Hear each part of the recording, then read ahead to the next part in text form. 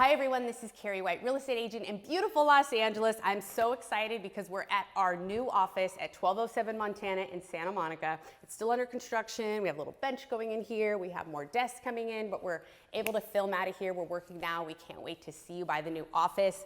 We are a local real estate company. We've been working in the area for over 20 years and we're growing our brokerage here, but we've been helping buyers and sellers and investors for many years. We love our clients and we are working with new buyers and sellers. So watch this video today, and if you are looking to make a move, shoot us a message. My information is below, and watch this video because I'm going to give 3 hot tips for buying and selling in 2024. Today we're tackling a big question on everyone's mind. Is the housing market heading for a crash? We've seen some wild swings recently, and it's time to unpack what this means for buyers, sellers, and investors. So we're going to look at what's happening in the market, the likelihood of a real estate crash soon, its potential severity, and strategies to best position yourself. Okay, we'll start with 4 reasons why the real estate market might decline in 2024. Number 1 is low affordability. CNN reported that the median household now needs nearly 38.6 of its income for home payments, a situation we have not seen since the mid-1980s. This, unfortunately, has resulted in 99% of the United States being unaffordable for the average American, making $71,000 per year. This squeeze on affordability can keep potential buyers completely out of the market. Number 2, higher unemployment. Since 1955, the U.S. economy has always experienced a recession within 2 years from every quarter in which inflation was above 4% and unemployment was below 5%. Please excuse him, as they are today. While rates are low now, historically, they've rarely stayed this low for long without leading to economic corrections. So coupled with whispers of a looming recession, these factors create a backdrop where the housing market could face some serious challenges. These are risks stated, they're not exactly predictions. Number 3, the chance of a recession, the big R word. According to Realtor.com, a recession in 2024 would likely weaken housing demand beyond its current low level, and if it were significant enough, it could stress existing homeowner finances enough to prompt some to sell, reversing the supply-demand balance that we've seen in the last few years. Number 4, everyone thinks it's a bad time to buy a home. Well, at least half of them.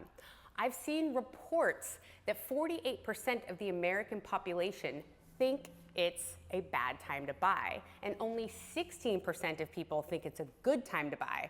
That leaves a whole group in the middle that are completely undecided, which in that case, perhaps a life event is a reason that would prompt them to buy or sell. But these American stats on their thought and their sentiment on buying is at an all-time low. Basically, 16% of people are trying to transact right now. So now we have 3 reasons why the real estate market might continue to rise. Number 1, low interest rates.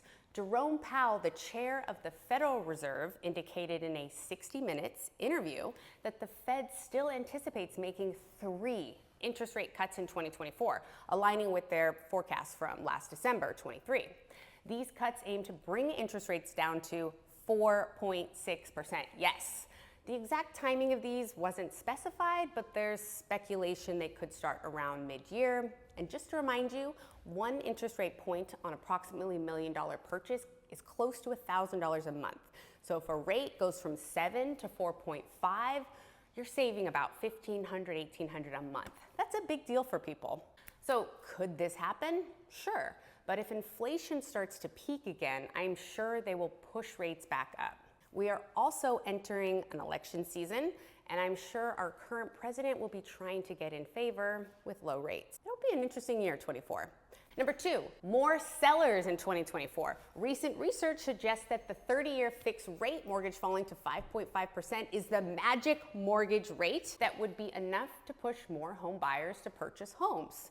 Therefore, sellers putting their homes on the market to purchase other homes. As rates dropped in November of 23, we saw a huge influx of sellers list their homes in December, up 20,000 housing units for the 4th quarter of December. Lots of homeowners are sitting on rates in the 3s, and they're waiting for something to change because they actually want to make a move. The average American has extended the life in their home from 5 to 7 years to now 7 to 10 years. Number 3, the U.S. is not in a recession. Well, the economy isn't in dire straits.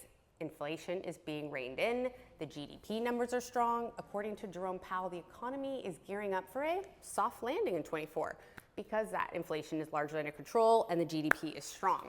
So consumer spending, if you hadn't noticed, is quite robust. With these in mind, the housing market can most likely remain stable and strong. And just remember, real estate has its seasons, literally. Prices can swing by as much as 22% across the year in some regions. Understanding these seasonal patterns is crucial for judging your real estate decisions. Over the long haul, real estate tends to appreciate, right?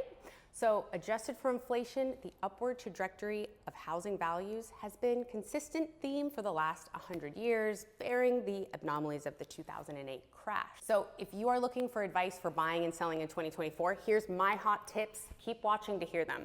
1, get a 30-year mortgage. It gives you the flexibility to still make a lower payment if you want to, but you are locked in. Number 2, get a fixed interest rate. This prevents your payments from suddenly increasing in 5 to 7 years to an unmanageable rate.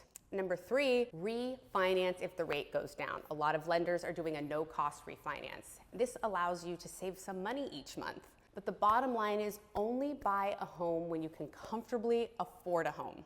But in conclusion, the future of the housing market isn't set in stone, but being informed and strategic can help you weather any storms. The key is to start getting comfortable with the data and being adaptable to changes. So everybody, this is Keri TV, real estate agent in beautiful Los Angeles. If you like this information today, don't forget, if you subscribe and comment, it does something to the YouTube algorithms that my people tell me to say on these videos.